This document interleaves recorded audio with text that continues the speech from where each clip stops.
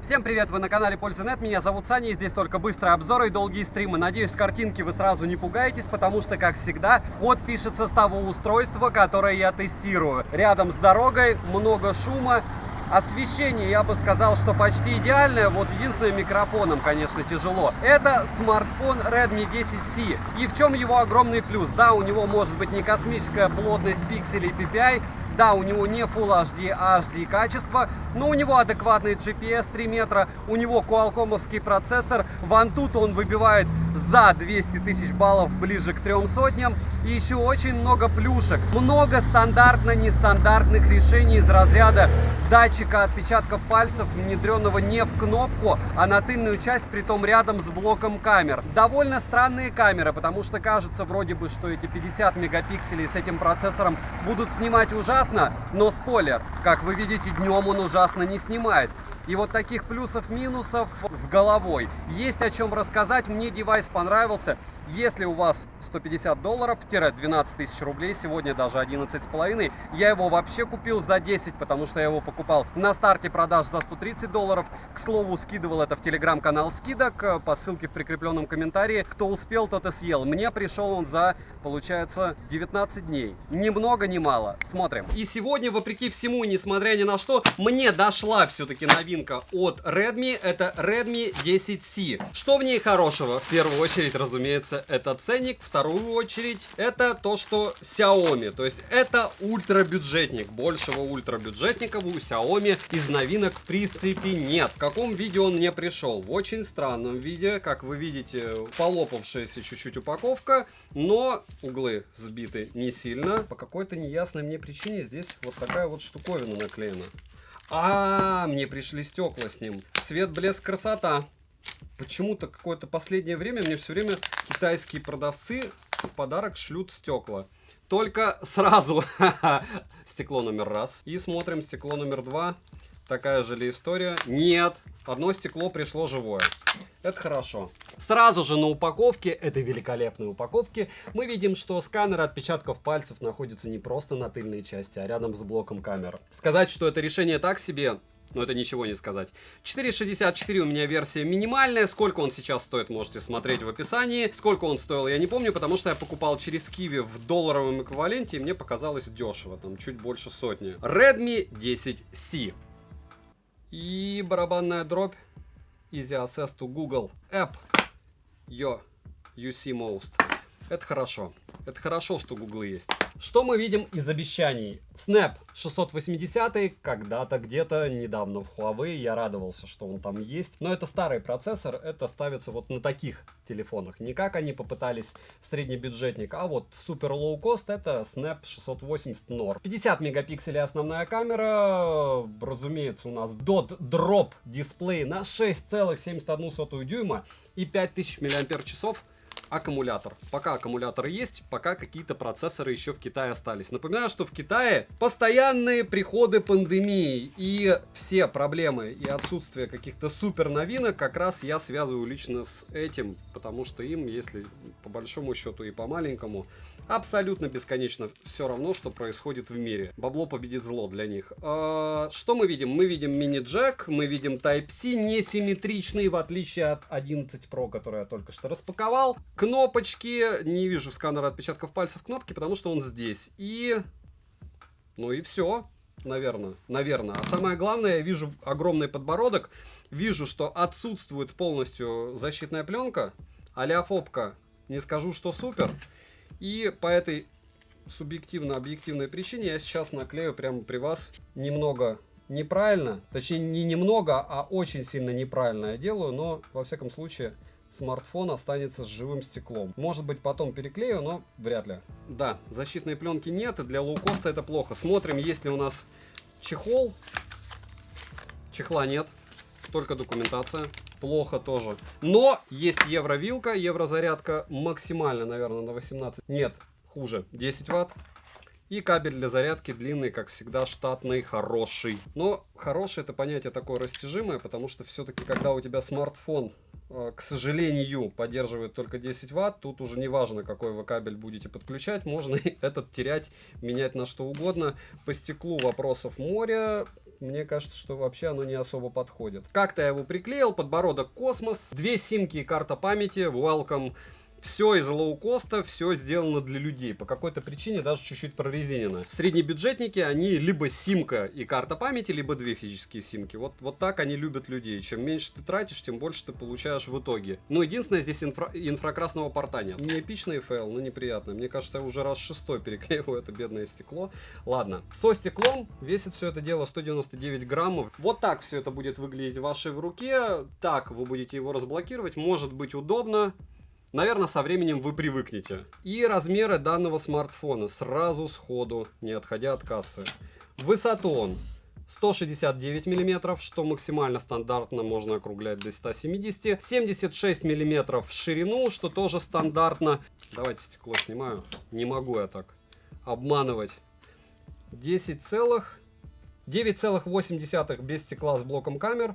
И 8 ровно миллиметров толщина данного смартфона. Цвет, блеск, красота. Протестирую, расскажу, покажу. Фронталка здесь, по-моему, на 5 мегапикселей. Если ошибаюсь, ничего критичного. Смотрим. Розыгрыши моря. Читаем описание, какие сейчас актуальны. Постоянные, разумеется, 5 мидбэндов 6 серии. Разыгрывается за лайк, подписку и комментарий к любому видео. Подписывайтесь с колоколом. Не забывайте подписываться на телеграм-канал Взаимопомощи. Перейдем же к смартфону. Полетели. Приобрести данный смартфон можно в серой, зеленой и синей расцветке. Дизайн привлекательный из-за текстурной поверхности тыльной части, да и в целом смотрится он реально хорошо. Выполнен корпус из пластика тактильно приятного, в руке без чехла лежит очень удобно, из рук не выскальзывает. Тыльная часть не маркая, что хорошо, сборка достойная для бюджетника, но несимметричное расположение разъемов — это, конечно, тот еще фейл. Единственный огромный плюс еще по внешке, то что его ни с чем не спутаешь. На корпусе расположена кнопка питания, качели регулировки громкости, разъем USB Type-C версии 2.0, что во флагманы также ставятся. Микрофоны, динамики, основное разговорное звучание здесь, разумеется, моно, и это тоже фейл, но оно не совсем мрачное. Для данной стоимости очень даже достойное. Далее есть мини-джек на 3,5 мм, а вот ИК-порта нет, что прям удивительно для бюджетника от Xiaomi. Обычно они всегда их запихивают. Слот прорезиненный на 2 сим-карты и карту памяти до 1 терабайта, что нереально круто. Защиты от влаги и пыли не заявляли, но прорезиненный слот о чем-то договорит. И летим дальше. Смартфон оснащен дисплеем IPS на 6,71 дюйма с разрешением 1650 на 720 пикселей. HD+. Соотношение сторон 20 к 9. Матрица экрана абсолютно плоская, за что огромные плюсы. Плотность пикселей скромная в 269 ppi. Я бы сказал, это вот прям минимум-минимум, но допустимый. При прямом попадании света на экран яркости не хватает, но и неудивительно для IPS экрана. Но плюс, что у него опять же нет шима. Частота обновления экрана максимум 60 Гц. Под разными углами тон картинки слегка бросает в теплый оттенок. Далее мультитач поддерживается и берет все 10 пальцев, что для бюджетника must have, и здесь это есть. Притом довольно быстро. Разблокировать экран можно при помощи сканера отпечатков пальцев, который находится на тыльной части смартфона, что, конечно, в 2022 году атовизм и не лучшее решение, но вот как есть, так есть. И есть еще распознавание лица, пусть и простое. Сканер отпечатков пальцев работает хорошо. Конечно же, промахи бывали, но редко. Внести отпечаток одного и того же пальца можно. Распознавание лица срабатывает отлично, что радует, и внести биометрические данные 2 лиц можно. Подбородок внизу экрана есть, и он заметный. Разумеется, по большей части экран разочаровал своим разрешением и плотностью пикселей. По другим моментам это обыкновенный IPS, и за такой ценник он будет востребован еще как. Я ожидал худшего. Летим дальше. Процессор Qualcomm Snapdragon 680 с техпроцессом 6 нанометров и 8 ядрами. Это не ужасно для бюджетника. Максимальная тактовая частота которого 2,4 ГГц. Графический процессор привычный нам бюджетный Adreno 610. Интерфейс MIUI 13. Внимание, на базе Android 11, что относительно свежий вариант. Понятно, не 12 Android, но все равно. Оперативная память LPDDR4X на 4 ГБ. Внутренняя память UFS 2.2. Это круто. На выбор 64 или 128 ГБ. И быстрая внутренняя память, я бы сказал, что в данном смартфоне это прям залог успеха. Имеется поддержка поддержка двухдиапазонного Wi-Fi, ненужные 5G сети он не поддерживает, а для 4G сетей есть 7 и 20 бенды. Звучание при звонках неплохое, микрофоны отрабатывают не хуже. Датчик приближения, к слову, вообще не подводил, не считал он флагманом некоторым или Poco F3, как мы помним. Записи разговоров в стоке есть, но, к сожалению, с предупреждением о начале записи. Как я знаю, кстати, Google будет все это дело выпиливать из своих смартфонов и, в принципе, из возможностей андроида, но будем смотреть, как это у них получится. VO-LTE на борту, вибромоторчик не топовый, но мне понравился. И силу вибраций можно настроить, что очень даже удобно. Bluetooth версии 5.0 не последний, но, опять же, это супербюджетник. NFC не поддерживается, на данный момент по большей части это нас не волнует. Понятно, есть MirPay пока, но хотелось бы, чтобы, конечно, NFC было на борту. Проще будет Соньки 4 подключать, хотя наушники, которые в 2 раза дороже телефона, думаю, редко будут встречаться в данном комплекте. Из навигации GPS, ADGPS, GLONASS, Beidou и Galileo. GPS-тест показывает точность 3 метра, при условии, что рядом есть высотки. Это лучший результат для Qualcomm-овского процессора, лучше они даже во флагманах не показывают. Емкость аккумулятора 5000 мАч,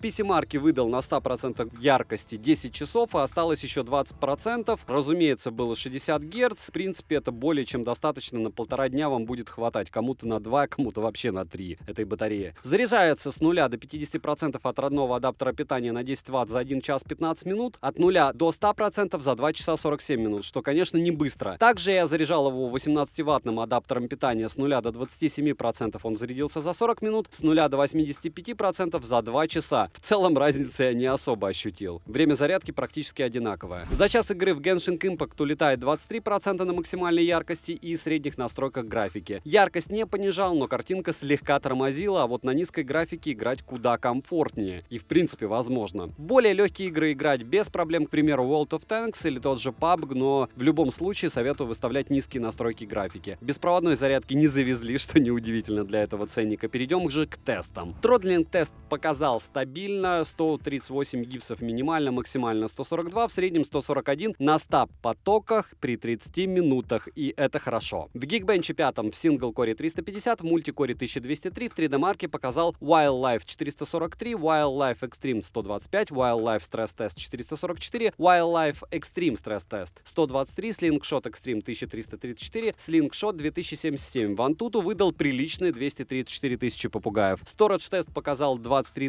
887 баллов, это круто. Стресс-тест прошел хорошо, но не идеально. Результаты вы видите на экране. Основной блок камер с тыльной части состоит из 2 модулей и одной LED-вспышки. Основная на 50 мегапикселей и модуль глубины на 2 мегапикселя. Максимальное разрешение для съемки, к сожалению, 1080p 30 fps, скромненько, но оно того стоит, так как качество съемки меня лично порадовало. Вы видели и в конце, и в начале, и сейчас еще примеры будут. Стабилизация на борту, к сожалению, отсутствует. Может, на бумаге они где-то и написали про нее, но по факту, считайте, ее нет. Замедленная съемка присутствует. Фронтальная камера находится, она в каплевидном вырезе в верхней части экрана по центру. Я за угол, но многие по центру любят как раз. Максимальное разрешение для съемки видео в фронталке 1080p 30 fps. Также короткие примеры вы сейчас увидите. Redmi 10C, ужасный ветер, съемка фронтальной камеры специально против солнца. Теперь солнце слепит мне, светит мне в глаза, ну и заодно и слепит. Что я могу сказать? Ощущение, что смартфон фризит рядом. 6 часов вечера, безумное количество машин на Гражданском проспекте, сильный ветер и в целом камера при 1080p 30 fps работает как будто она не 30 fps показывает, а максимум 12. Вполне возможно, в ролике уже все будет лучше, вполне возможно, с обновлениями это дело поправят, если вдруг вы видите что-то плохое. Но я предполагаю, что вряд ли будет что-то хорошее. Хотя, смотря как смотреть, если, допустим, снимать не двигаясь, ну, не самая плохая картинка. Я бы даже сказал, учитывая стоимость, хорошая. Опять же, вам ставить на паузу, вам присматриваться и вам оценивать. Потому что вам с этими смартфонами ходить, думаю, годами даже. Основная камера 1080p 30 fps. Съемка рядом с новой ареной, рядом с заправкой BP. Странно, если это British Petroleum, разве они не ушли? Ну ладно. Не в этом дело. Дело в том, что съемка ведется с двух рук в движении фризела. Опять же, фризела визуально. Вполне возможно, что когда я буду это дело скидывать на компьютер, все будет хорошо. Но не факт. Если брать по иксам, максимум получается x6. Шумов море. Смысла с иксом снимать нет вообще никакого. На паузу ставить можно. Фотографировать одновременно со съемкой можно. За что жирный плюс. И тест фронтальной камеры в нестандартных условиях. Но если по большому счету честно, я думаю, что разницы вы не увидите, что я снимал бы у себя в Мурино, что сейчас снимаю на Гражданском проспекте. Один сплошной пиксель, фронталка ночью здесь отрабатывает ужасно в своих пенатах у Мурино, где освещение побольше и получше. Я обязательно сниму, но вот в местах, где стандартное освещение, Санкт-Петербургское, если можно так сказать, ну вот так вас будет не видно, скорее, чем видно через фронталку данной камеры. Так, и теперь основная камера. Я даже встану для того, чтобы вы поняли, что записывать тест ночью на основную камеру — это скорее портить ролик, точнее его качество. Нет здесь ничего, что могло бы помочь вам создать домашнюю видеотеку вечерних и ночных прогулок. Обычная лоукостовая съемка, супер лоукостовая. Немного съемки в метро, буквально 10 секунд. Метро, фронталка, можно сказать, что справляется. Да, опять же, логично, учитывая, что здесь хорошее освещение. По сравнению с Huawei P Smart, даже фронталка, пусть даже лагающая, она значительно лучше. Притом, напоминаю, Smart стоит дешевле. Вот так смотрим. Работает. Еще один пример съемки с двух рук. Оператор Игорь снимает. Да, это не штатив, но вот так может Smart снимать. Это не вход и не выход. Это примеры съемки. К примерам съемки я хочу добавить, я бы мог поставить туда Gcam и посмотреть и показать вам, какие там фотографии, какое видео. Я его поставил, но примеры я оставлять не буду. Почему? Потому что 95% моих зрителей этим заниматься не станут. Тем более крутить Gcam на бюджетный вариант смартфона. Извращаться, если вы умеете и знаете, стоит. Камера вывозит вообще волшебно, особенно фотографии. Но показывать мои прямые руки — это не в моих правилах. Вот такой в стоке смартфон. Доделать его возможно. Смотрим. Минусы. Разумеется, хотелось бы 60 FPS с основной камеры. Не думаю, что это дело допилят. Также нет ИК-порта, что тоже минусы. Экран с HD плюс качеством не совсем радует. Хотелось бы плотность пикселей хотя бы 300. Также, разумеется, хотелось бы иметь NFC-модуль, но сделали бы на $2 дороже, да и ладно. Цена по ссылке в описании к видео. Если промокоды смотрите в моем телеграм-канале, также по ссылке в прикрепленном комментарии. Если смотрите в выходные, то если у вас нет долларов на Киви, подождите понедельника. Обычно курс завышен субботу-воскресенье, с понедельника по пятницу курс адекватен. Вдруг на момент вашего просмотра появятся скидки, тем более скоро начинается сейл 26 числа. Может быть, промокоды какие-то выгрузят. На данный момент на страны СНГ промокодов нет. И я бы сказал, что вряд ли они предвидятся в ближайшее время, пока все не закончится. Не забываем подписываться на телеграм-канал взаимопомощи. Резюмирую. Резюмировать я хочу тем, что сегодня курс на Киви 79 рублей за доллар. Данный смартфон сегодня стоит $150. Вроде бы с 25 апреля будет сейл, и вроде бы со $100 есть 10-долларовые купоны. Я их не выкладывал, потому что я сначала их проверю, а потом буду выкладывать. И если от этого отталкиваться и курс будет все еще 80, то за 12 тысяч рублей это просто подарок. Потому что из того, что у меня было в районе там 11-12 тысяч, по сравнению с этим тот же Huawei, но извините за мой французский, это шлак. Если брать те же Xiaomi, то либо это китайское ПО, напоминаю, что это глобальная версия смартфона, либо еще какие-то минусы. Они его сделали, я бы сказал, на тоненькую с одной стороны, но с другой стороны по мощи, вот именно потому, что может конкретно он по железу, там нормальная UFS-ная память. Понятно, что это не какая-нибудь 3.2, но это UFS, это не eMMC. И те, кто более-менее разбирается в смартфонах, понимает, о чем я. Можете пересмотреть ролик, посмотреть спеки. Про эти смарты нечего особо разоряться. Если брать лоу-кост, цвет, блеск, красота за 130-150 долларов идеальный вариант. С другой стороны, у меня еще будет Narza 50. Он не намного был дороже, если не дешевле. По-моему, покупал я единственное его дороже, но можно было его купить в те же деньги. И вроде бы там все лучше, но там не Qualcomm-овский процессор, а Qualcomm равно оптимизация. Поэтому не забудем подписаться на телеграм-канал взаимопомощи, там почти 8 тысяч человек, телеграм-канал скидок уже 43 тысячи и основной YouTube-канал нас уже 288 тысяч все-таки. Участвуем в конкурсах, условия в описании, и пишем, как вам этот смарт, делать ли на подобные супербюджетники. В перспективе K50 Pro купил, уже в пути, почти пришел. В перспективе Realme Neo 3 и еще много всяких плюшек. Realme 9 обязательно куплю, на старте продаж будет вкусная цена в 240 долларов. Я уже в доллары перевел на Kiwi. Надеюсь, что данная функция оплаты не отвалится на Али, так что этот смартфон тоже железно будет на обзоре. Спасибо за просмотр. Девайсу однозначное да. Добра и удачи вам, дорогие друзья.